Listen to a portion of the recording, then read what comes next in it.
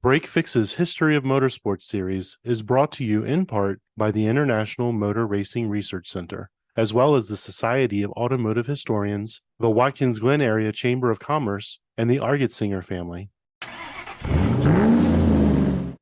The following presentation focuses on the amazing history of the Camoradi Corvette that finished 10th in the 1960 24 Hours of Le Mans. The panel of folks you're about to hear from consisted of Richard Prince, author and official photographer of the GM Corvette Race Team, Dominic Testa, the current owner of the car, Chuck Schroedel, who was a member of the Camoradi team at Le Mans in 1960, and a special guest appearance by Laura Klauser, the GM Sports Car Racing Program Manager. Each member of the panel gave their insight into the history of the Camoradi Corvette. Chuck's commentary from actually being there in 1960 was especially memorable. Ms. Klauser ended the presentation by taking us from Corvette racing in 1960 to the 2024 Corvette racing programs competing not only in the United States, but in the race series around the world. The audience consisted of a great, enthusiastic crowd of race fans, and we extend our thanks to the Rochester Corvette Club, which had multiple beautiful Corvettes parked outside of the IMRRC, adding to the fun of the event. Please sit back and enjoy the following presentation. Thank you, everybody, for joining us this evening, and thank you especially for your support of the International Motor Racing Research Center. We're here, myself, Dominic, his wife, and Chuck, because we also believe in the mission of the center and are happy to support it. So thank you. We're here to talk about a Corvette, but in a much larger sense, a way, way bigger story than a single car. I think many of you know part of my livelihood is writing about and photographing cars for editorial publications. My most recent encounter with this car came as a result of a story that I did about it. I knew the car for pretty close to 30 years because the prior owner, the man who rescued it, was an acquaintance of mine through the National Corvette Restorers Society. So I crossed paths with the car many years ago on several occasions, but I never really dug deep and came to an appreciation of the story. I began writing in 1992, so it's more than 30 years now.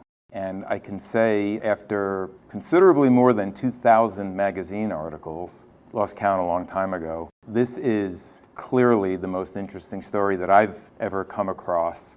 That's what really inspired us getting together this evening. It is really the greatest Corvette story. It's just so unbelievable every step of the way. A lot of that has to do with the incredible cast of characters who are a part of this. And Dominic and Chuck, they are two epic characters in their own right, each one a part of the history of this car. Dominic more recently, Chuck going back to 1960. I'll let him tell you the story of how he came to be in Le Mans. He went there as a spectator, as a Corvette enthusiast, went home a crew member. Obviously, that's a memory that can be cherished for all these many years. I'm going to summarize the story of this car and what really makes it so incredible. The story of the Camoradi team and the Camoradi Corvettes begins with the gentleman, Lloyd Lucky Kastner. He was born in New York City in 1928. Very bright guy, but above all else, he had an unbreakable power to convince anybody to do anything that he wanted. Was alternately referred to as a genius and a consummate con man. Was graduated from the University of Miami with a degree in business administration, decided he wanted to be an airline pilot, got the training, got the license, and went to work for Pan American Airways around 1950, and he flew for them for 4 years, got interested in racing, did some SCCA club racing. Pan Am changed his route. He used to fly to Miami to South America. They wanted him to fly transatlantic, and he didn't want to do it, so he quit. It's a little gray how this happened, but he ended up a Cadillac dealer in Miami. And he sold new cars, used cars, and that only exacerbated his interest in racing. He got more and more involved, and unfortunately, his tastes in race cars far exceeded his ability to buy them, so he got the bright idea to convince other people to pay for his Ferraris and his Maseratis.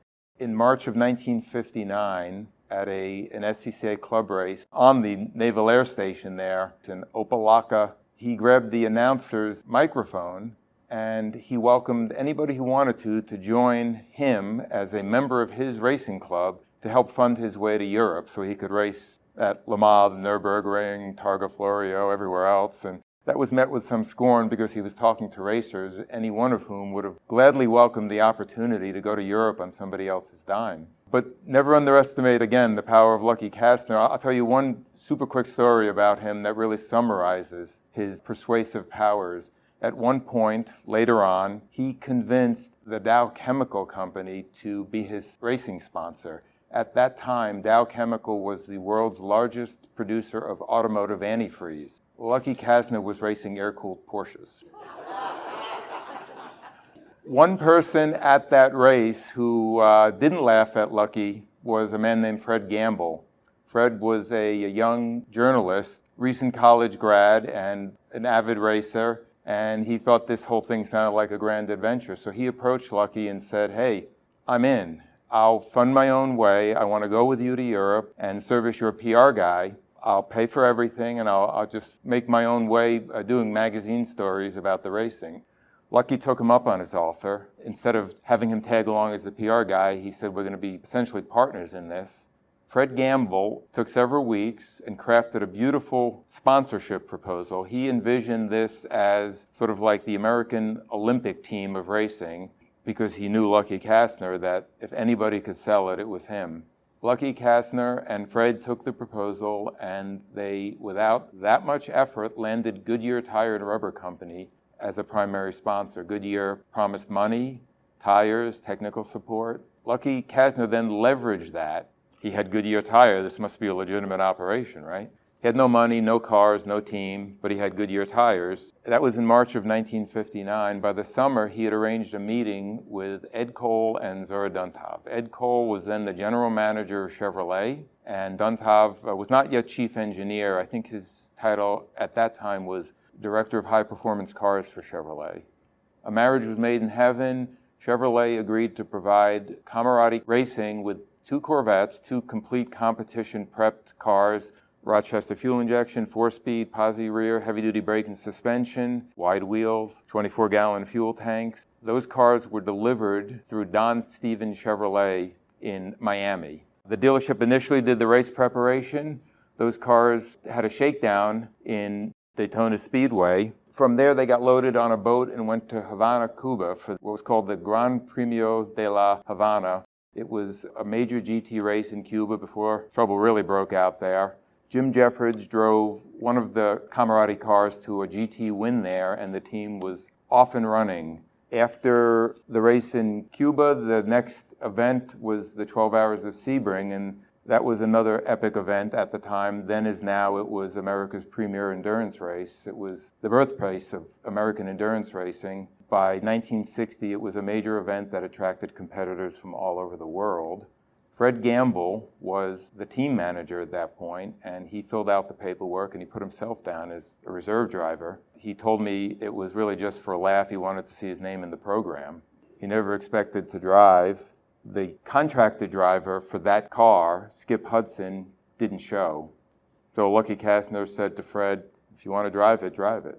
Fred Gamble drove. Jim Jeffords was in the other car in the opening hour. Jim Jeffords' car had an issue, probably a valve train failure of some sort. It wouldn't rev over 5,000 RPMs. He was the star racer, so he came in with a broken car. Fred Gamble was ordered to bring his car in and turn it over to Jim Jeffords, which was a crushing blow. But the team's chief mechanic, Lee Lilly, said to Fred, "Well, the other car's still running. If you want to mosey around until it blows up, be my guest." So Fred got in that car, drove it carefully, and it just kept on going and going and going.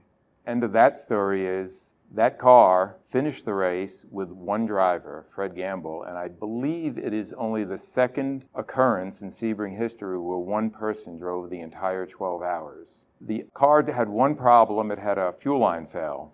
They borrowed a fuel line off of a production Corvette, finished the race, then removed the fuel line to give it back to the guy who owned it. The next morning, a mechanic with the team went to move that car. It had no fuel line on it. He cranked it, it sprayed fuel all over, the car caught fire, and it burned to the ground. That Camoradi Corvette, sadly, is no longer with us. The other surviving car is the car that is here with us today and that went on to lead a most remarkable life. After Sebring, it was entered in the Targa Florio, which was, by any account, the most difficult, dangerous, treacherous race in the world at the time. It was held on public roads in the mountains of Sicily, and one lap took almost 45 miles. They ended the race shortly after because so many people ended up getting killed there, drivers, spectators. It unfortunately did not get to Italy in time for that race, so it missed the Targa Florio, and it's kind of sad to think it didn't have that race on its resume now, but it's also probably a good thing because that race was so dangerous, and the Corvette was relatively heavy and relatively powerful, and we might not be here tonight if it got to the Targa Florio because it was probably better than a 50-50 chance that it would have crashed there. After the Targa Florio, went to the Nürburgring, the only solid axle car to compete at the Nürburgring. And after that, it went to Le Mans. Obviously, there were very, very few Corvettes in the early days that competed there, let alone finished there. So that was a truly remarkable accomplishment and testament to, of course, the good wrenching of our friend Chuck and the good driving of, again, Fred Gamble and Lee Lilly. After Le Mans, the car went to Sweden, where it competed in the Swedish Grand Prix. I think Lucky Kastner drove it there, and he actually won the GT category there in the car. The day after the race, Joe Bonnier, he was Sweden's first Formula One driver and the first Swede to win a Formula One race, so he was quite a star at the time. He drove the Corvette to several new national speed records for production cars on public roads in Sweden. And it was a great publicity venture for Camoradi and for Chevrolet as well. After that, the car's next stop was Goodwood for the Tourist Trophy in England. The team did not own a trailer. They had a 59 Ford station wagon that they used to haul tools and spares, and the car was driven from one race to the next. So Fred Gamble was in the station wagon, and a man named Bob Wallace was driving the Corvette. Bob Wallace was an Australian who wrenched on the car. He was hired as a mechanic before Le Mans and was to stay with the team the rest of the season.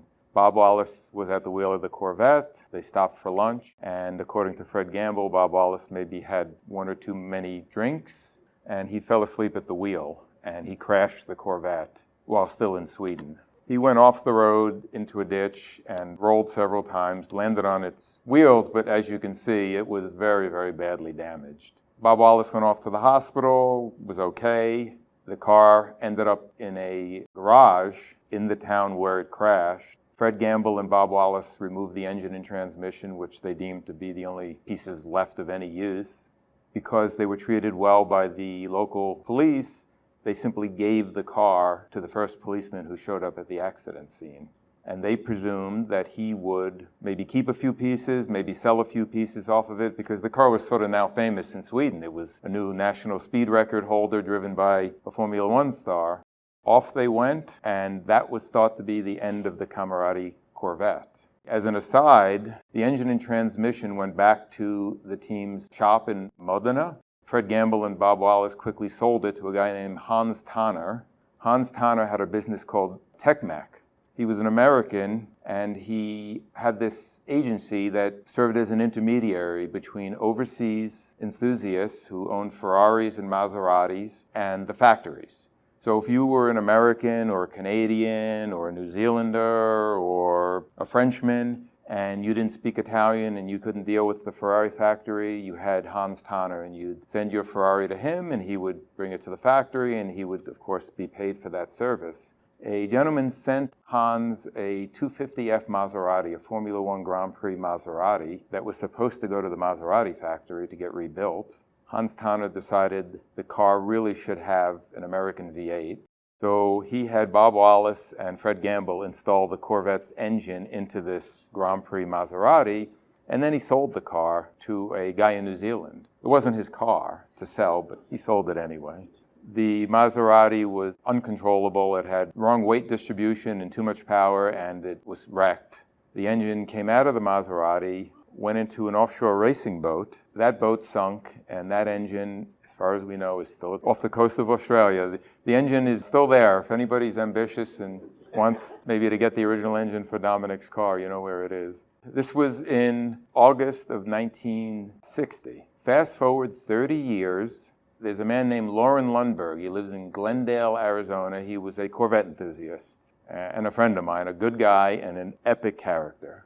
He got involved in organizing a race car display for an NCRS Southwest chapter meet he had a list of some people to call to ask if they would be kind enough to bring their race cars for this display. On that list was a man named Mike Pillsbury. Mike Pillsbury, another character, one day was in a junkyard in Southern California and he saw the remains of a 1960 Corvette. And Mike Pillsbury was a Corvette expert. Though the car was in very, very rough shape, he knew that he was looking at something special. It was a heavy-duty brake and suspension fuel-injected Corvette that at one time had had a 37-gallon gas tank in it. And Mike Pillsbury knew that the 37-gallon tank was not a production item. They were made by Chevrolet. About a dozen of these were made. And they went to Briggs Cunningham's team, and they went to the Camoradi team for Le Mans. The tank was made for Le Mans. That car turned out to be the number 2 Cunningham car. Mike Pillsbury took it out of the junkyard, researched it, verified it, restored it. And Loren Lundberg called him to see if he would be so kind as to bring his car to this NCRS display.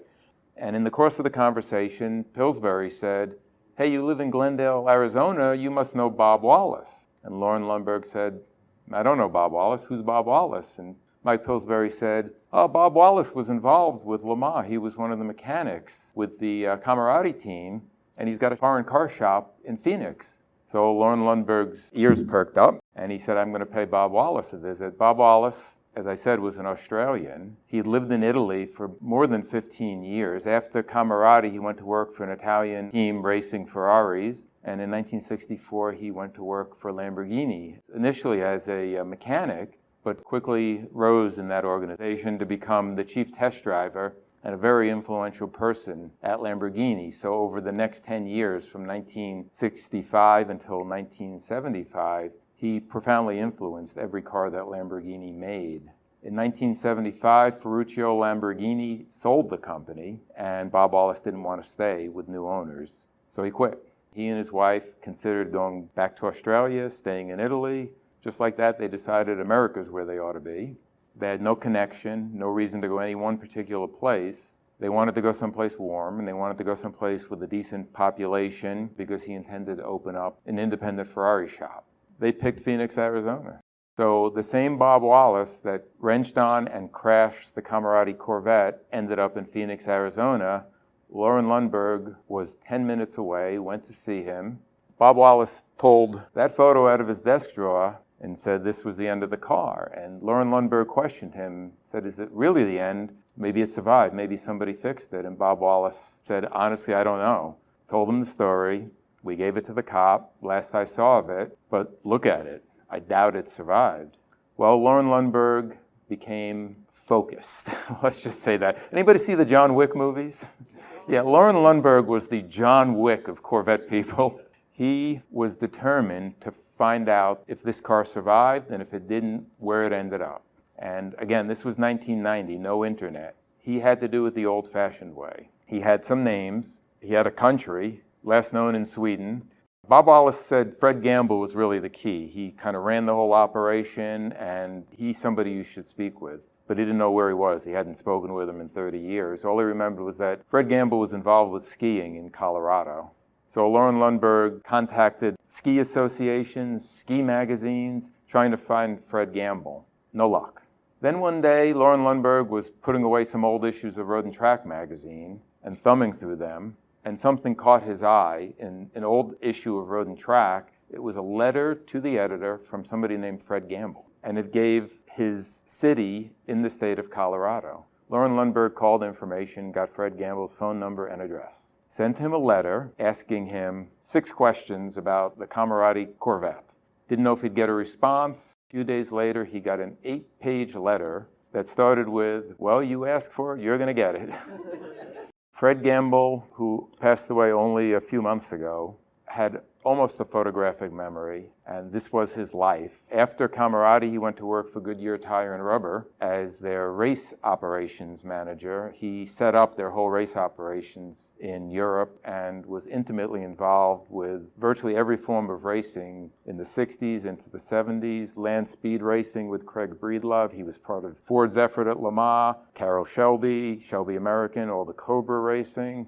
He saved all his stuff, and he remembered everything. He didn't know where the car ended up. He, like Bob Wallace, presumed that it just ended up thrown away because, look at it.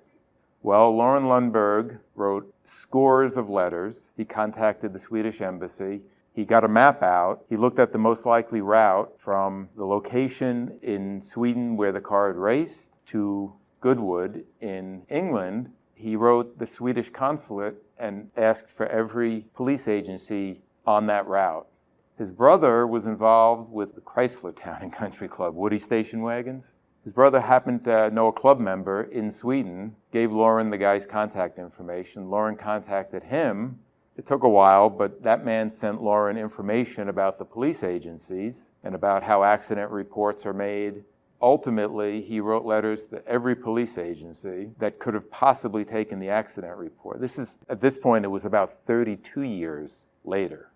Lucky Loren, one of his letters landed in the hands of a man named Stig Johansson. Stig was a car enthusiast and a police officer. He was determined to help Loren. It was the agency that took the report. The report was still in the files, complete with photos and a detailed account of what had happened, and the name of the police officer who had written the report, who was the police officer who was given the car. Loren did make contact with him. He had given the car to the shop where it landed, and it was still there as far as he knew 6 months later. After that, he lost contact with it. But Loren had renewed hope and renewed enthusiasm because now he knew the car had not simply been disposed of immediately. It was still alive 6 months later. And if you look at what was there, you have to say, well, maybe somebody did try to fix this car.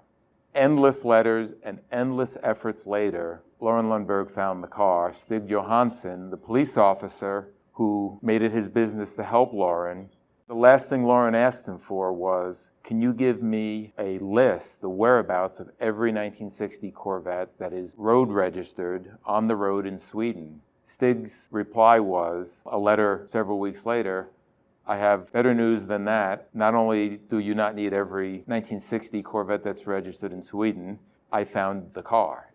It is the car. And it was the car. In 1995, when Loren finally did find it, the garage owner presumably sold it. It went to an enthusiast who more or less put it back together. It was obviously very difficult to source Corvette parts in Sweden and to come to any understanding of how the cars were originally put together and where you could get new parts for them. So the owner presumably did the best that he could, and he basically glued the shattered body back together, got the car basically back together and I believe on the road again. Kept it for some time, he sold it, and a subsequent owner decided the car needed to be properly restored. He took it apart to restore it and never got any further than that. And that's the man that Loren Lundberg made contact with. It was in Stockholm, Sweden at that point. Remarkably, because the car only had a couple of owners after Camoradi, and because parts were not readily available, nobody threw anything out. The guys that owned this car saved everything. That is one of the factory Chevrolet Engineering 37-gallon gas tanks. Interestingly, you'll see the sort of square protrusion that was not part of the original tank. Le Mans was full of very strict rules about adding water, adding oil. There was a rule about adding gasoline. The car had to make a certain minimum number of laps before fuel could be added. And those fuel-injected Chevy V8s were very thirsty. Even with 37 gallons of fuel, the car could not make the minimum number of laps. So they actually extended the fuel tanks for Le Mans. These parts were still with the car. The car still retained its original chassis, its heavy-duty brake and suspension setup, specially built original Coney racing shocks. There was a lot there of value, but it needed a major restoration. Here we are, this was 1995. It was loaded in a shipping container in Sweden, and then it went to Germany, where it was put on a ship bound for Long Beach, California. This was 35 years after the car left the United States. It was back home. Loren picked the car up in the port in Long Beach, and he drove it 400 miles across California, across the Mojave Desert, and halfway across Arizona to get back to his home in Glendale. The car had traveled 5,500 miles to get to Glendale, Arizona, and Loren proceeded to restore it in his garage. Loren had a lot of work to do, and richly deserved owning that car after all the effort that he put in to find it, get it back to the United States, and then restore it. And he was a fixture at Corvette shows for the next almost 30 years that he owned the car. I'll tell you one story about Loren that sort of summarizes him. It's like Lucky Kastner and the antifreeze sponsorship for his air-cooled Porsches. He was a wacky guy. He was a brilliant guy and super devoted to the car. Loren loved that car so much. He had a giant chain. It looked like it was holding the boat anchor on the ship that brought the car back to the United States. At the car shows, overnight, he would chain his Corvette to a utility pole or something because he loved the car so much he was worried somebody might swipe it. That brings us to Dominic Testa. Loren passed away in 2021. His family decided to sell the car, and its next caretaker is the gentleman sitting here, Dominic. I'll let you hear the story from his lips. I'm not sure that he knew what he was getting involved with or exactly what inspired him to buy that car, but I can tell you that he is every bit as devoted and in love with the car and the story and the people that it's brought him in contact with, as was Loren Lundberg. With that, I will turn it over to Mr. Testa to tell us his story. Thank you. You're welcome. Thank you very much. You know, we talk so much about restoring cars and what's correct and, you know, all the specifications and colors and hose clamps and fonts for race car numbers and all that. And to me, the car is so much more than that. It's people and the places that it's been to and all the things that I've learned since being involved with it. It's more than just one of the two cars that finished Le Mans. It raced in Havana at a time in 1960 when Castro was just taking over in Cuba. The last time that there was an international race in Cuba. Jim Jeffords, who was a great race car driver, drove it to great success in Cuba. To me, it represents like the American dream. You think in 1960 and Kennedy and saying we're going to make it to the moon and back and all of the things that were going on in the world at the time. The United States puts together a team of 4 Corvettes, never happened before, sends them over to race at Le Mans against Ferrari and Maserati and all these other cars, and does remarkably well. 4 cars that went there, it's one of the 2 that completed in 24 hours. All the other races, to its credit, raced at the Nürburgring. The only straight axle Corvette ever to race at the Nürburgring. And Sebring, Iron Man Gamble, was his nickname because he refused to get out of the car. He raced the entire 12 hours. Iron Man Gamble. I mean, these people are like cartoon characters. They're like mythical figures in all of our lives. Fred Gamble went on to work for Goodyear. If you look over in the research center, there's pictures of Fred Gamble with Bruce McLaren, Dan Gurney, and A.J. Foyt. All these people that were wrapped up in racing at the time. Fred Gamble was right there in the middle of it. To me, the biggest part of this story is after finding the car, and very frankly, I got involved with the car kind of like on a whim. It was for sale, kind of lingering around for a little bit. It didn't sell immediately. Loren had passed away. His wife was kind of aggravated with having it in the garage. She wanted it out of there. It really was just an accident getting involved with it. But getting to know Fred Gamble, after a couple of years of speaking with him on a regular basis, we became friends. You know, the stories and places he had been and things he had done and the stuff that he had collected over the years. It's just amazing. Most of his archives are at the research center, but he did hold on to some stuff, and every now and again I would get something in the mail, just like these little dribs and drabs of photos and notes and things like that. One day I get something in the mail, and it's a picture of Craig Breedlove standing next to the Spirit of America, signed by Fred Gamble. You know, he was responsible with Goodyear for developing the tires that the Spirit of America set the land speed record at the time. So as I got to know him, at the time he was around 90 years old. He was living by himself in Honolulu. After he sold his skiing business in Colorado, he moved to Honolulu. The whole thing was kind of odd to me. He was 90 years old, he lived by himself, and every now and again I would get things in the mail from him, and I couldn't quite understand it. One day I was talking to him, and I said, Fred, why are you sending me this stuff? I mean, he had a son, he had a brother.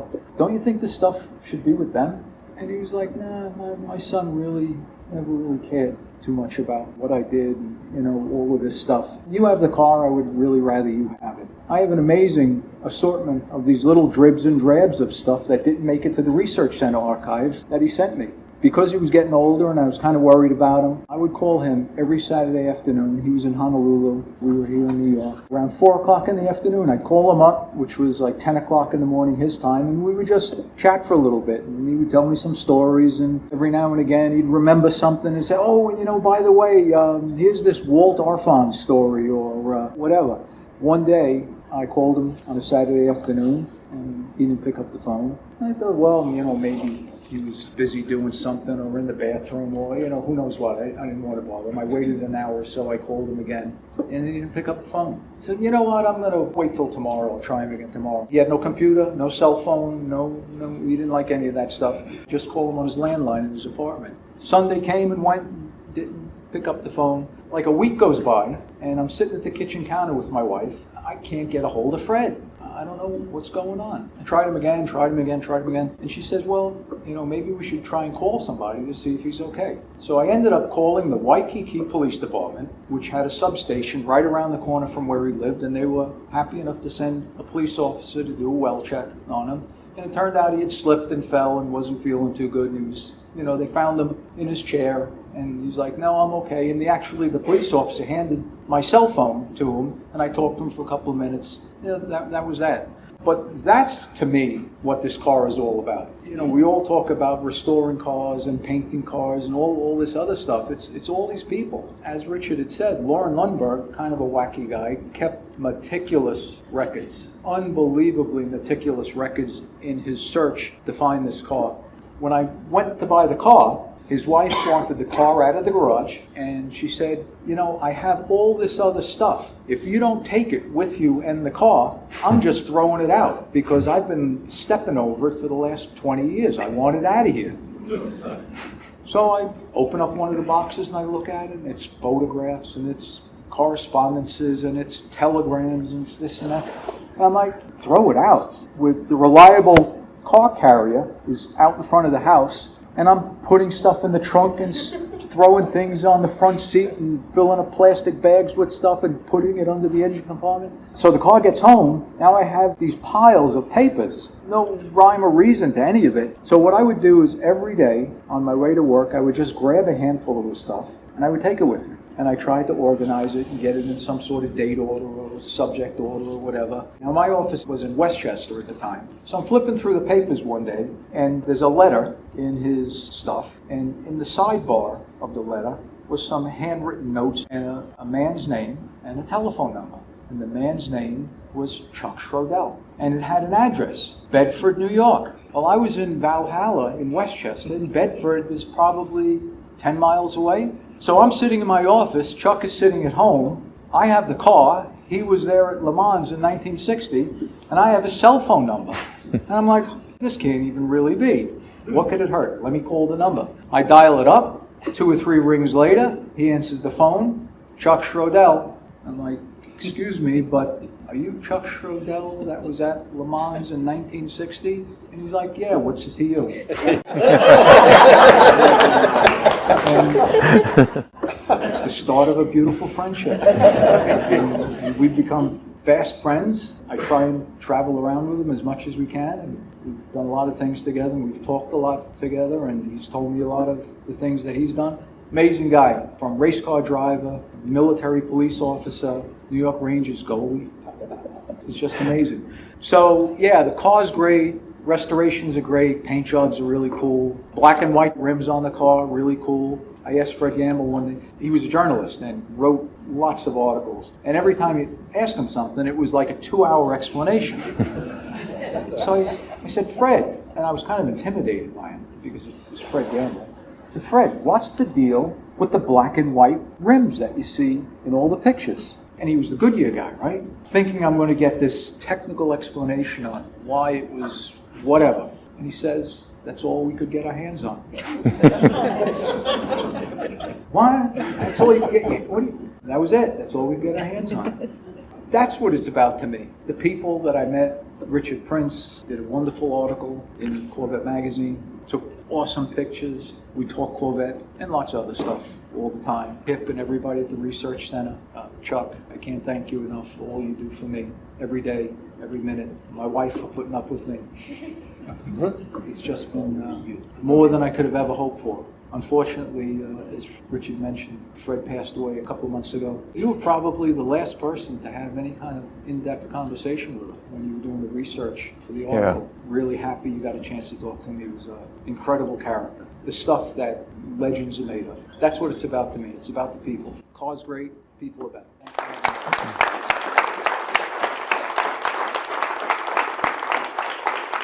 Thank you, Dominic.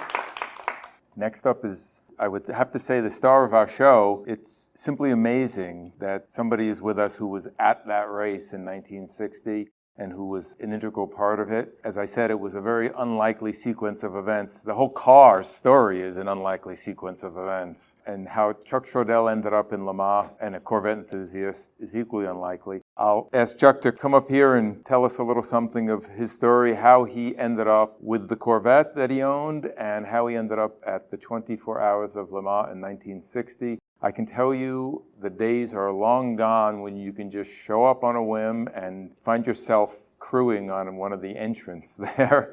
It's not happening anymore, but it was entirely possible in 1960, and Chuck Schroedel is the man who did it.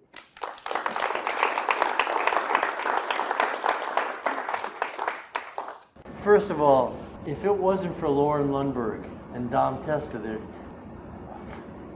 I don't want to get emotional. He's responsible for that Corvette living and what Loren went through to get that car. And then to sit there and watch Dickie Thompson, the dentist, you all probably knew he was a dentist, to watch him with his white shirt like I wear. Well, you know I was in the Army. I went in the late 50s. You can always tell by the shirt. I'm looking at Dickie Thompson and the film. And the car is next door. The same car that he's talking about is next door. It's not possible. And then with Fred Gamble, I come to find out later, I majored in journalism at the University of Florida.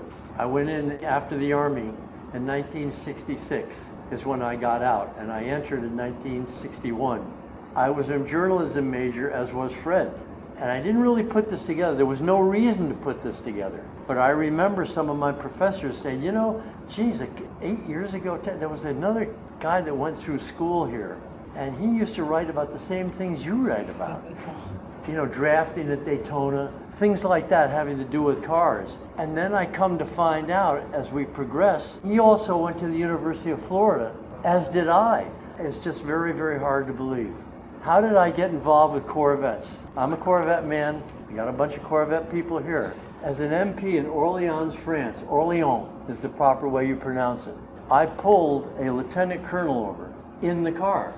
I pulled the colonel over and I walked up to the window of the car, you know, and I saluted him. And he looked at me, he said, what did I do? What did I do? I said, Colonel, you didn't do anything. I want to know if you're interested in selling the car. And he looked at me and he said, you know, it's funny you say that. I just remarried and I inherited 2 kids. And he says, you can see there's 1 seat here. Yes, I will sell you the car. 3 weeks later, I own the car in France, a 56 Corvette. And it came from his brother and it was loaded. It had all the right stuff. It was a 3-speed. There was no such thing as you know as a 4-speed in the 56. So I got the car in heaven, because I was a gearhead in high school, as we all are. Every one of you is a gearhead. My gearhead part was motorcycles. And when I went to Europe, I had the idea of being a motorcycle champion racer. So the time goes by, and I had been in the hospital. And by the way, the hospital that I was at was in Orléans, France. One of the things on our post was the hospital at La Chapelle. And we had to guard that hospital, and we had other posts. I was at ComZ headquarters. It turns out that Walt Hanskin had a very bad accident at Le Mans testing. They airlifted him to my hospital through the same gates and everything. So a lot of these things are starting to come together. I got sick, and I ended up in that hospital 16 straight days on my back with mono and a closed throat. I woke up on the 17th day. I was virtually perfect. And the doctor said, that's what's going to happen. I got 2 weeks leave out of this. And I was hoping that I would be able to go to Le Mans, but I was on my back for the '59 Le Mans. So time goes by, the following April comes up and I said, I know there's a testing day at Le Mans. So I went to the testing day. I had my Corvette, and you can go anywhere in France in those years in a 56 because you must be somebody. You have to. So I got to Le Mans. The first person I run into is Briggs Cunningham, and he's there doing that testing. And we hit it off. It was very nice. You know, I was in the military. I'm young. I'm like 21 years old, 22 years old. And he said to one of his mechanics, you know, if we have a problem with the engines, here's the engine that we can use in this Corvette. And the mechanic says, Briggs, it's a 265. You can't put that in our Corvette. So that was my first inkling of Le Mans. I had known about Le Mans, and I was so psyched. I couldn't believe that I was there. So time goes by, June comes up, and I'm going to Le Mans with my Corvette. And at that point is when I hooked up with the Camoradi Corvette. And all the cars were together, as you know. The Cunningham car, in that garage you saw that one picture. They weren't really showing the Camoradi car, but it was there. So I'm a gopher. I'm not a mechanic. I am a gopher. I really am so uncelebrity, it's unbelievable. The only celebrity part that I have is I'm the only living person who sat in that car and drove it at Le Mans, be it only in reverse and first. But I did drive it. So, you know, because they saw I had the Corvette, so I must know what I'm doing, right? So hop in the car, just back it up. We got to do this, we got to do that, and pull it up. So I did drive the car. So they said, do you want to pit? At the end of the Mulsanne Straight, we all know the Mulsanne Straight's the longest straightaway, a sharp right-hand turn where every car was required to have a shovel. If you missed the turn, you'd end up in the sandbank. And so the birdcage Maseratis and the Corvette would be signaled at the end of the Mulsanne Straight. The cars would come around the corner, you would hold out the signs, etc. The whole 24 hours. It rained early, and that was at that age. What do you care? You're in the Army, it rains. So we go through the 24 hours, and I really didn't know quite what was happening. You couldn't get near the place. So I had my car, we had the Ford station wagon, so it was kind of time to go home, and that was my big experience at Le Mans. Well, life goes on. I went to work, I got a job with IBM, I graduated from the University of Florida, and in 1995, the phone rings. And I pick it up, Chuck Schroedel. He says, are you the Chuck Schroedel that was at Le Mans, France? I said, yes, who is this? It was Loren. He says, I have that Corvette. Well, I didn't know what had happened to it. I mean, there's no way. He explained what had happened, and he says, can you give me some tips on the car? And I really couldn't. I just had such vague memories. I remember we put the lights on the door to light up the number. Chuck, go see if you can find some wire from Cunningham. See if you can get this. So I was a total gopher. But there I was with these Corvettes and my baby sitting outside. So that really opened the doors for me. I didn't add much to the table. I have that letter that he wrote me, which Dom has, explaining, can you answer these questions, which I really couldn't do. So I only talked to him twice. And I always wondered, I said, I wonder whatever happened to this. Get into 2020, etc. The years go by, kind of lost track of what had happened. Until the phone rings again. You know, deja vu. I pick up the phone, Chuck Schroedel. He says, are you the Chuck Schroedel? You can't make it up. And it was Dom. He says, well, I have the car. You got to be kidding. So he explained what had happened. So he says, would you like to do a couple of shows? One of the first shows was in Armonk. I live in Bedford. It's like it's actually 7.5 miles from Bedford to Armonk. That's where IBM corporate headquarters is. And I was working in Armonk. I said, geez, I'd love to do it. So he says, well, I've got all these pictures and everything. At the show, at one of the office buildings, it's a Corvette club meeting. And there's Corvettes everywhere. And Dom has got the Corvette there. He's got a picture of me sitting in the car. We duplicated the picture. And we had the picture taken 65 years later. You know, I'm like, come on. So we did the show together, and we struck up a friendship. We had a lot in common. What I brought to the table is, yes, I'm the last living soul that actually drove the car at Le Mans. That's an accomplishment in and of itself. Oh, and Staying I alive. actually could shift. One thing you might find kind of interesting, there was a picture of me with the Rangers. I got very involved with auto racing myself. and I raced Brabhams, etc., and I had Springdale Racing, and we had the March dealership, and we were so far over our head, it was unbelievable. My crew chief with our first Lotus, I had a Lotus 20. We were only in business for about 2 years. Fred Opert, Charlie Gibson, these are all people. He was the first person that we sold a March to. Everything was starting to come around, and this guy gets me involved with the past years, so now I'm starting to rethink. And I do have pictures. German Philips plastic camera. I hooked up with Lance Raventlow at Rennes, France. I met Jill Sage. Oh, this is a great life. And he's opening up everything for me. And I'm going through these pictures. I said, oh my God, he'd love to see these. And here's the bird cage at Le Mans. It was an unbelievable experience, which I'm still experiencing.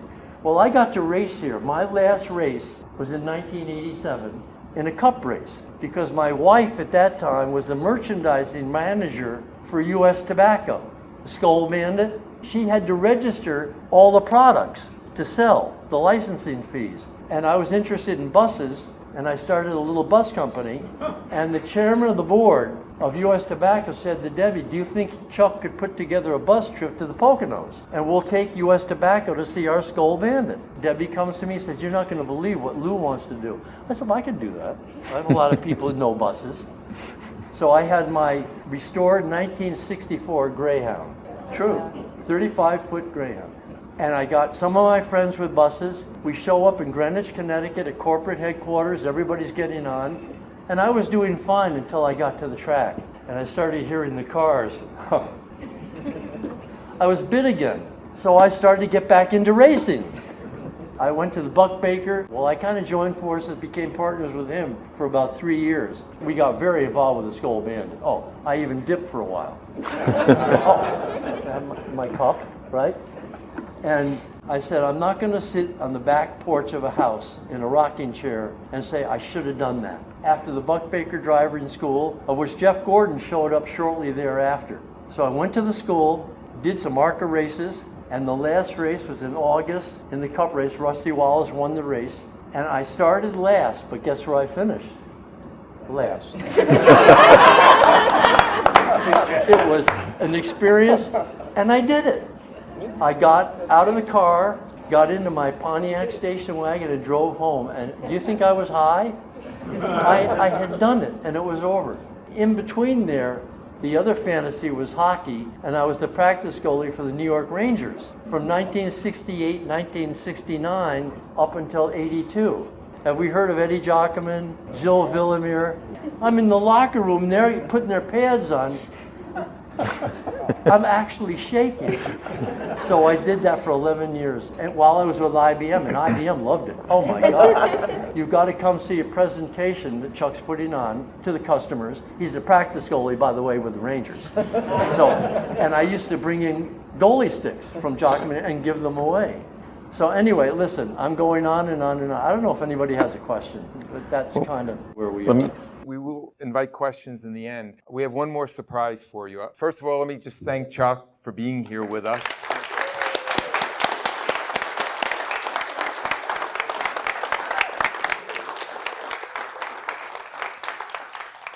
One more superstar in the world of Corvettes and Corvette racing. We are very privileged to have here with us tonight Laura Klauser. Laura is the General Motors program manager for all of GM sports car racing programs. So she is the program manager for both Corvette Racing and Cadillac Racing. And she was kind enough to carve out a little bit of time from a very busy weekend and a very busy month and a very busy year and a very busy life. She was in Le Mans for a little more than 2 weeks and was only home for a very short period of time before coming to Watkins Glen. And after this, she's off to the next adventure. She is the only person I know who travels more than I do. She is very rarely home, so it's really, really kind of her to give us a little bit of her time tonight. Please welcome Laura.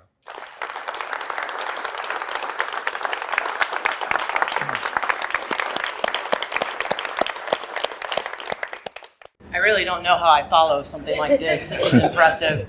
We are not going to talk about how old I was or not. Oh, yeah. You weren't even a gleam in your pappy's eye. My parents might not have even been alive. I'm kidding. Although they were high school sweethearts, so I was relatively early on in their relationship with marriage. So very nice to see all of you. Thank you for being here. Thank you for celebrating the wonderful thing that is Corvette. Whether it's in the racing form or the production form, we truly do have the best fans and customers in the world for Corvette Racing and Corvette the brand. In fact, getting to know all the other OEs that we race against and developing good friendships and relationships with them, they are truly jealous of what we have in Corvette, which is quite an honor for us, especially representing General Motors up here, very much an honor for the company. So thank you, all of you, for the part that you play from that standpoint. So here we are at Watkins Glen. We've got our brand new GT3 car that launched this year. Qualifying went well, so it's going to be quite a very busy race. The grid is very full, which means that it's been challenging to get a free lap during practice session. Qualifying was nice to finally see what are the cars actually capable of, because we really couldn't assess that with the practices, but now we're going to get back into everyone's on track at the same time, and a lot of tomorrow is going to be staying out of trouble, which sometimes you just need a little bit of luck in racing, and that's how you can be successful. We're looking forward to that. But you said you wanted to wait till questions at the end, or do you want to open up? Welcome to, yeah. Instead of me rambling on, I'd rather just know, what do you guys want to know, and I can answer your questions. That's easier for me. I have a question. Yes, Richard, what is your question? Can you just briefly explain to people where Corvettes are racing, who's racing them this year? Because most of the fans, even the really devoted fans, are so used to one full factory program that raced for 20 plus years. And now I find that people are oftentimes a little bit confused about who's racing where. That's a fair point, yes. We were doing the same thing in Corvette racing for over 20 years, and then we changed it. Dun, dun, dun. It's been fun. So what has happened in the history behind that? We have always been in a class that was factory GT racing. That was an offering that was available in IMSA and then also over at Le Mans. And we've been taking advantage of that. Well, that offering has gone away. So at the end of the GTLM class in IMSA, and then at the end of the GTE class at WEC/Le Mans, which was last year, was the last year for that, the world of GT has pivoted to the GT3 platform for GT racing. How GT3 works is it is a customer racing based platform, meaning that per regulations, anyone who makes a GT3 car has to build at least 20 of them in the first 2 years of the homologation for the race car. And the intent and the spirit of the rules are that you're going to sell those cars and they are going to race wherever GT3 cars could race. When we got the news that that's what IMSA was going to be changing to, and that's what the WEC was going to be changing to, we said, okay, this is going to be a really cool opportunity for us to expand the Corvette racing family, to put Corvettes in series that really we had never been able to do in the past because they weren't eligible to race, and to meet new teams out there and build new relationships with different entities. So what we are doing this year, IMSA is one of the few GT3 series that still allows you to have a full pro lineup. So we have Pratt Miller running our pro cars in IMSA, and then we have an amateur team that races in GTD, which is AWA. They have a single car entry right now running, with Ori Fadani being the bronze driver that is behind the wheel of that car, complemented with a silver and a gold driver for his lineup. And then across the pond, the team that was just racing at Le Mans, races in the WEC, is called TF Sport. They are located in the UK, so they're a British team. They have always been a fierce competitor over at Le Mans. They were running Aston Martins prior to switching to Corvette. We have been very pleased with how well they're doing. We've learned a lot through this customer racing experience, and we've definitely learned how we can help get everyone up to speed with different ways, and then things that you have to let the team do on their own because they are a customer. So after we made it through Le Mans this year, I'd say we have quite a to-do list of how to get better for next year, but the team has been right there with us hand in hand, which is exciting for us to keep growing there. And then we have a team, DXDT, that races 2 Corvettes in SRO North America. So they come to tracks similar to the ones that IMSA races at. They are a sprint racing series though, so their longest race is 60 minutes. And they actually accomplished the first win for the platform. So in COTA, they won not only race 1, but race 2, because they do doubleheader weekends with the Corvette. So that was super exciting. That's just the start. We are going to be growing. In fact, Richard mentioned that I'm not in the country much longer after this race. On Tuesday, Christy Bagney, who's the GT3 program manager, and I get on the plane and head over to Belgium, We're going to be at the Spa 24 race. We will not have a Corvette in the race, but we will be interfacing with all the teams over there, as well as the other OEs that we race against in GT3. And the thought is to continue to network and relationships and figure out where we're going to place the next handful of cars. I think we're building number 12 right now, or something along those lines. Super exciting to see where we're going to go. We have potentials in Europe, we have potentials in Asia, and then we can always grow grids here in the US as well between SRO and IMSA. More Corvettes will be popping up. I typically write Richard my technical questions. Sometimes he answers, sometimes he doesn't. I only answer when I know the answer. Yeah, usually they wind up in a magazine. So the technical question I have, I'm the Corvette Racing reporter for 2 Corvette clubs. We've been talking with some of the issues that have transpired. Clarify for us, the Z06 engine and all of the accessory and all the auxiliary parts are a carryover from prior GT3R racing. Starter motors, alternators, clutches, and yet we see some issues with those basic parts in the current car, and a lot of us are saying, why are we having problems with these when we think that these are carryover parts from prior years, and why are we having issues? Okay, I think I can tackle this. We're gonna back up a second though. The race car that we launched in 2020, the C8R, was not production spec. So we used the C8R as the very first LT6 form of the engine to start working with it before you knew about the Z06 that came a couple years later, which actually was very challenging in the racing aspect. Some of the timing got delayed due to COVID and all those type of things, but we had to race the race car and not really talk about the engine because we didn't want to give anything away on the production side for, I think, almost 2 years before we were allowed to actually start speaking about it. That's why you never saw any pictures of the engine or the car missing pieces that you could see the engine. That was all something that we had to be extremely careful about. So the engine that was in the C8R was the first go at it. It was purpose-built for that race car. And then we took those lessons and learnings and we brought that back to production so that they could make the production version of the LT6 even better. Full circle, we launched the GT3 car here this year. The engine that is in the GT3 car is about 90% production components. So it is almost identical to the engine that is in any one C8 Z06 that happens to be lucky enough to have one. What is different is we packaged it a little bit lower in the race car, so we made some modifications to the sump underneath so that it can sit lower in the car. But everything above is all production that you see in there. Parts like the alternator and some of those accessory drives are not production. They are built for the race car, and the reason being is the packaging to meet the rules and regulations for the GT3 class, we had to move some stuff around. The rear node in the back of the car is unique to the race car. The frame that the car is built around comes from Bowling Green. So that is just like the Corvettes that you guys own and love. The cage, obviously, that we build in is unique to the race car. And then the body panels, we use the production body panels as the starting point and inspiration, but they're made out of carbon. So they are purpose-built for the race car as well. So we have kind of a mix of some of the production, but the main components that are production are the frame and then the engine itself.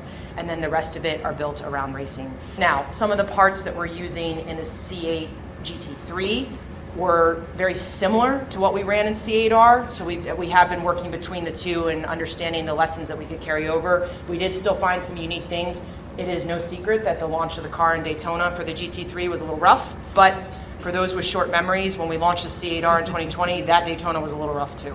So it's kind of a symptom of a brand new race car. Not making excuses, but there is no GT3 car so far that has launched without problems for the first couple races. And a lot of it is IMSA starts us off with the Super Bowl. We literally have the 24-hour race as the very first race for the car, which is challenging in any aspect. But what has been really inspiring and a huge amount of credit goes to Christy, the GM team that supports her, the Pratt & Miller team that supports the program. If you look at what happened in Daytona and compare it to what we just had in Le Mans, we had a couple things in Le Mans we were working on, but the cars finished. They both took the checker.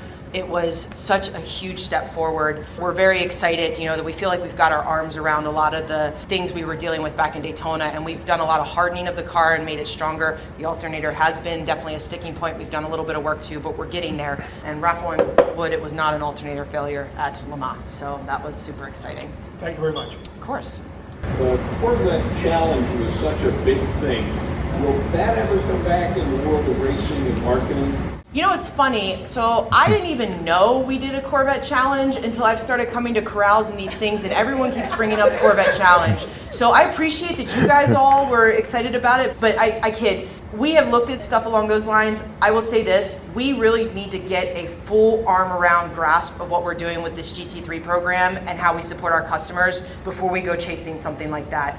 What we don't want to do is bite off more than we can chew, and we leave people that are buying these cars out to dry because we just don't have the manpower or the support to make sure that everyone's successful. So it's actually why we have released the cars so slowly in the grand scheme of things, and why you only see 7 race cars now running around the world versus doing all 20 at once.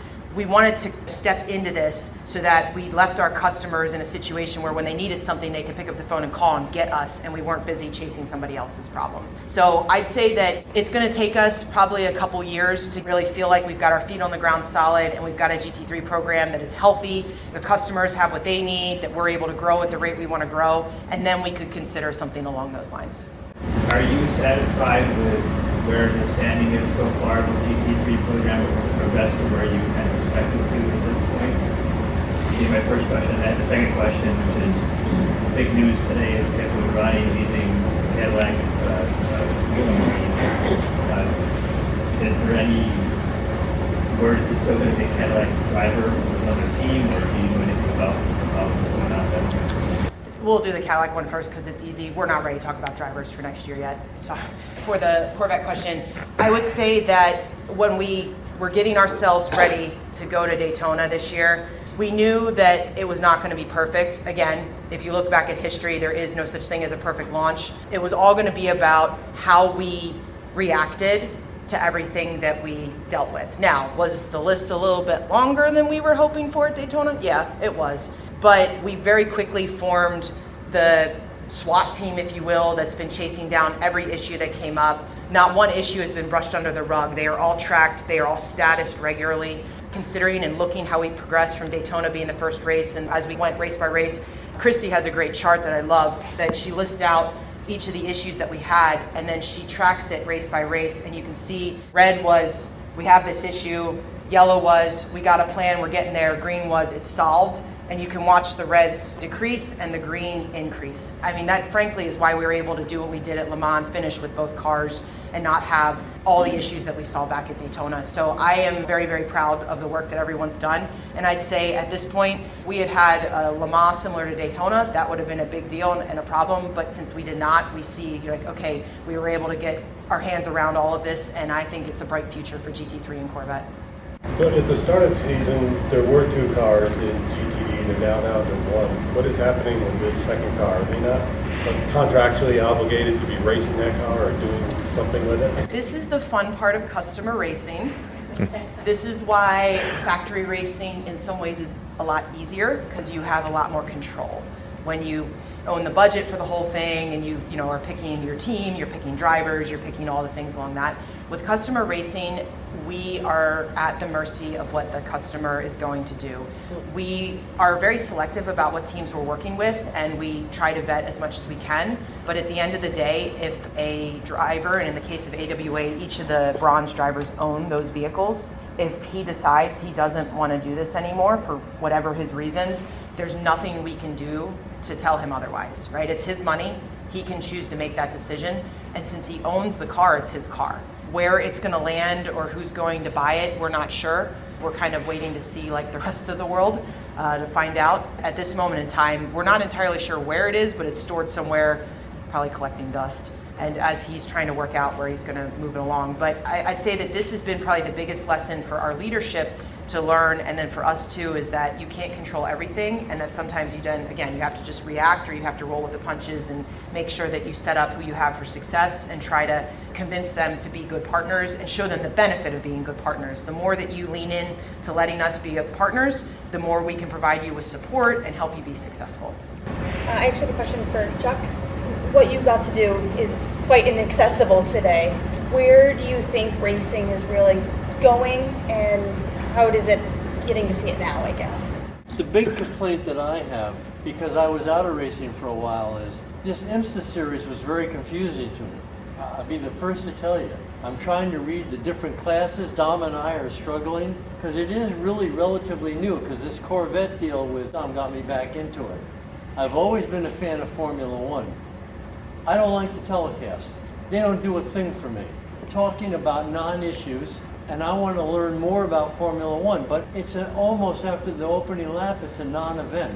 I'd like to see the media, and I'd like to see Chevrolet, etc., try to reach out and put it in terms that everybody understands. I mean, why does it have to be so confusing? And I thought I understood some of it. So that would be, but racing to me, I mean, I look at a guy like Kyle Larson. He is not human, I can tell you right now. 8 years ago, 7 years ago, in the sprint cars, I saw him and I told Joanne, I said, this guy is ridiculous. And it turns out he is ridiculous. The guy can drive anything. You've got to be kidding. He does it with a sprint car, a midget, it doesn't matter. That was fun. I really understood that. I could see the competition and I understood totally what was going on. But honestly, I was a little lost today. Let's see, they have the white numbers and the yellow numbers. This is the JV team, and tomorrow was the varsity. I mean, that's kind of where I was. So you asked me, where is racing going? It's not going down. NASCAR is having some problems, there's no question. I was very involved with it, with the Skull Bandit. And the names that we all know, Bobby Allison, those are names that we can relate to.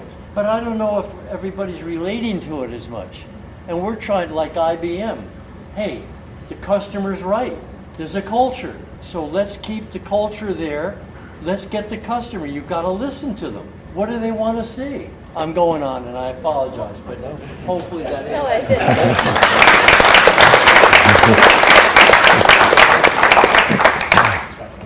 I also have a question for Chuck and Dom and maybe also Richard, maybe kind of all three of you. Obviously, everything that's happened with the 1960 Corvette is really incredible and so full of history, and you guys tell it in a really fascinating and incredible way. Simultaneously, obviously, there's so much of it there, and I guess what I kind of want to know is, do you ever foresee it being told in a long format, sort of physical way? Do you ever foresee it becoming like a book? Dominic has grand visions and no limits, has already asked me repeatedly to write a book, and I keep encouraging him to write a book. Maybe it's a little Yeah, it's book worthy because of the people, and we only really scratched the surface. You could write a book about Lloyd Lucky Kastner, one of the epic con men / geniuses of racing in America and on the international stage. It's worthy of it. The problem for me personally is books have to be a labor of love. Car books are not a good way to earn a living. I'm already cramming 3 lifetimes into the 1 lifetime that I have. Between my devotion to, I do the photography for General Motors sports car racing programs, Corvette and Cadillac Racing. I do production car photography for GM and other car companies. Even though the editorial world has shrunk dramatically just in the last few years, I'm still writing 3 or 4 articles every month, and I write a column every month. And I have a family to attend to, and my beloved dogs to tend to, and the car hobby. And every time I go away on a long trip, my wife or my son brings another project car home.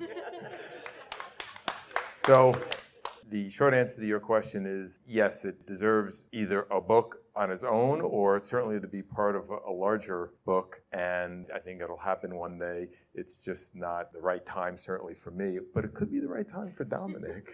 Yes, and yes, but. Yes. Thank you for your question, though. Will GM dive more into electric racing to improve the future electric lineup for Cadillac and also make fun electric vehicles? I don't want boring electric cars. I want fun electric cars. There's no such thing. Yeah. Oh. So electric racing is a very interesting topic. At the moment, if we look at what we love about what we do in sports car racing, long 24-hour endurance races at circuits like Le Mans with a 3-mile straight, the electric technology is not there to support that right now.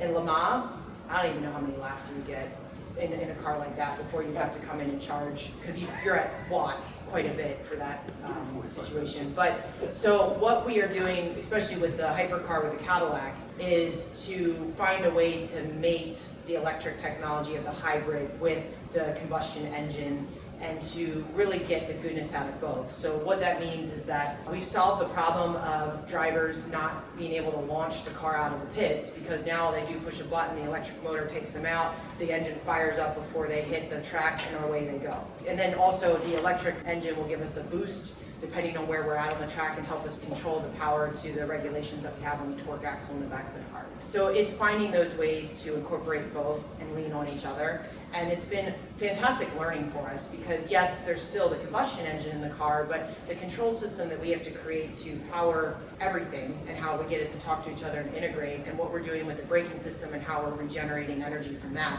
that is all good knowledge that can help us as we look to an electric future with production as well. Plus the simulation work that we do. We have a ton of lightweighting studies happen to get mass out of the car, learning new materials, new technologies there that we can then apply into production. I mean, we've gotten to the point at GM that 3D printing happens on the production line. We 3D print parts for our trucks, and that is big volume that we produce out of the plants every day. So this is stuff that we spearhead in racing, and then we bring it forward to production. So it's trying to see the goodness out of the opportunities available, but in terms of seeing a fully electric race, Formula E definitely is getting better each year that they go.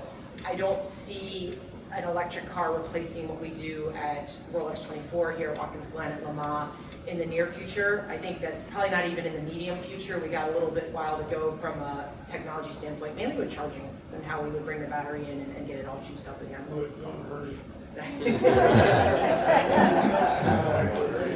I know, well, and I will say, funny, when we launched the Cadillac, we weren't sure how marketing was going to react to it because we are looking at the EVs with the Cadillac, and you listen to the Cadillac LMDH car launch, and if you don't smile when that engine fires off, something is wrong with you.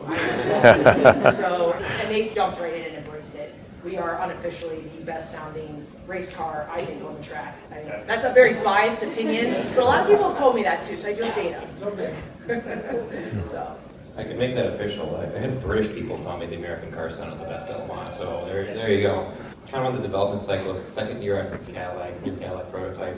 What kind of changes from the first year of the development cycle to the second year? What kind of lessons have you learned from that first year, and what are you kind of trying to do? What's your kind of goals you want to accomplish in that second year of development?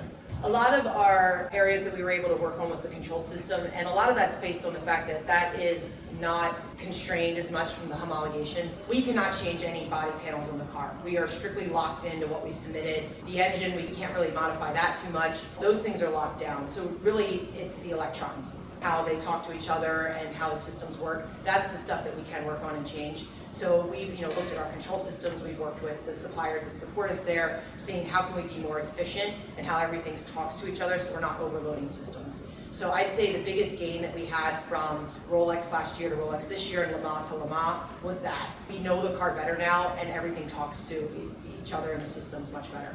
I believe the ACO, especially this year, has been sort of trying to generate interest and trying to generate class going forward for not electric vehicles, but hydrogen-powered vehicles.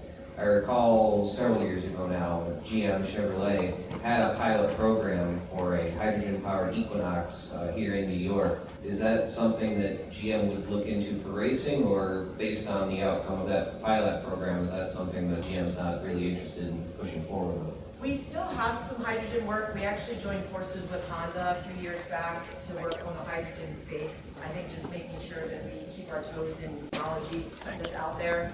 I would say that yes, we're sitting in those meetings where they're trying to figure out how that looks. The years keep getting pushed in terms of when that would launch. So I think we're at the moment sitting at the table listening, seeing what they're coming up with, doing a little bit of studies behind the scenes, but we need to get a little further along with that technology as well, similar to electric. It needs to be at a point where it makes sense. Sometimes we as the OE can drive that. Sometimes the sanctioning body will just make up their mind that no fooling, this is what you're doing, either you're in or you're out. And in that case, we will make a decision. I know that you guys are trying to compete in both IMSA and WEC with the Cadillac prototype. I also heard that after Le Mans this year, there were some worries that the kind of carryover of being able to participate in both series might make you uncompetitive in the World Endurance Championship. Are there any upgrades that would be planned for the Cadillacs participating in the World Endurance Championship that would now be applicable to the ones in IMSA? No, the car has to be the same. So if we make a change, it has to be approved, therefore eligible to race in both.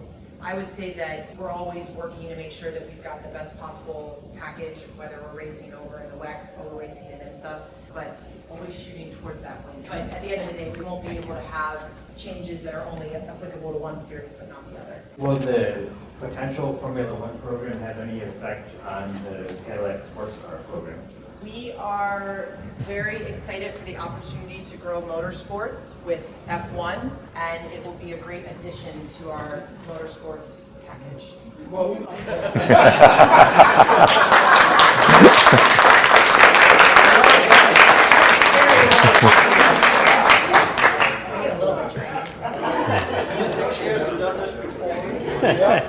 You've never been able to tell. Does anybody have any more questions about some of the really cool things you guys were watching earlier too? Yeah. When are you coming back? We could use some extra help. Briefly mentioned 3D printing on a mass scale in your assemblies. I know Cadillac recently released a documentary on the prototype, and in that mentioned that you used metal 3D printing for the first time ever in a race car. I was curious, what kind of process do you use for the 3D printing? I know there's a few ways to do metal 3D printing. What kind of results are you seeing? Are you guys happy with the results that you're seeing? Are they living up to the stress test, thermal cycling, all that stuff? I'm just curious to see what you guys have thought of using 3D printed components in a race car. I'm not an expert in this space, so I can't answer your first part of your question, but what I can tell you is what that has enabled us to do is to fully mass optimize the parts that we print. So one of the biggest pieces we have on the Cadillac that's printed is the oil tank. It's big. The reason that we print that is that we can create a design that only has walls where we need them for the proper volume and the proper delivery to the engine, and no material anywhere else. And so we're able to pull substantial mass out of a part that if we tried to machine it, we would have had to carry all this extra bit for either hooking it into the machining portion or because you just couldn't machine around that piece. And in terms of how it's holding up, we have now completed our 4th 24-hour race with the platform. Those components have all been rock solid. Again, we're wrapping wood. We're very, very pleased with how that's all worked out. I mean, I think it's pretty much the gold standard going forward for as we design engines and what we want to do there. Because mass is, frankly, the #1 enemy of a race car. I mean, there's other things that people like to talk about, but if you're too heavy, you have such an impact on everything else you're trying to do that it becomes a problem. If the mass is in the wrong spot of the race car, that makes it challenging as well, and that can really mess up setup and things that you're working through. So anytime we can pull mass out, we're looking into that. And then the sanctioning body adds it back with BOP, but that's a different discussion. Okay, well, thank you to Laura. Thank you very much for your time. I know it's super, super valuable given your ridiculous schedule. Anything for you, Richard. Well, I'll let Kip say the final words, but before I turn the mic over to him, I just want to say on my behalf, and I'm sure I'm speaking on behalf of the Teslas and Chuck as well, thank you very much for joining us this evening, for your questions, and certainly for your enthusiastic support for Corvette Racing, the Corvette Racing program, and for the production cars, both Corvettes and everything else that GM makes. I'm going to just go out on a limb here and say that there are a few Corvettes in the garages and maybe some Escalades, some pickup trucks pulling the car trailer, pulling the boat trailer, etc. So thank you very, very, very much, because if you did not support the racing and the company, we would all have to find honest work, and that's the last thing in the world any of us want. So thank you very much.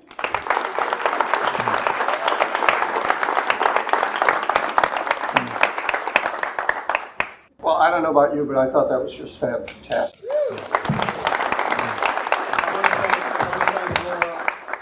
Down again. She did this last year and it was amazing. I want to thank Richard. I want to thank Dominic. The show was really all about Chuck Schroedel. I had not met Chuck until yesterday, and I can't wait to hang out with this guy more. He's just so good. Thank you, everybody, for coming. Thank you. This episode is brought to you in part by the International Motor Racing Research Center. Its charter is to collect, share, and preserve the history of motorsports, spanning continents, eras, and race series. The center's collection embodies the speed, drama, and camaraderie of amateur and professional motor racing throughout the world. The center welcomes serious researchers and casual fans alike to share stories of race drivers, race series, and race cars captured on their shelves and walls and brought to life through a regular calendar of public lectures and special events. To learn more about the center, visit www.racingarchives.org. This episode is also brought to you by the Society of Automotive Historians. They encourage research into any aspect of automotive history. The SAH actively supports the compilation and preservation of papers, organizational records, print ephemera, and images to safeguard, as well as to broaden and deepen the understanding of motorized, wheeled land transportation through the modern age and into the future. For more information about the SAH, visit www.autohistory.org.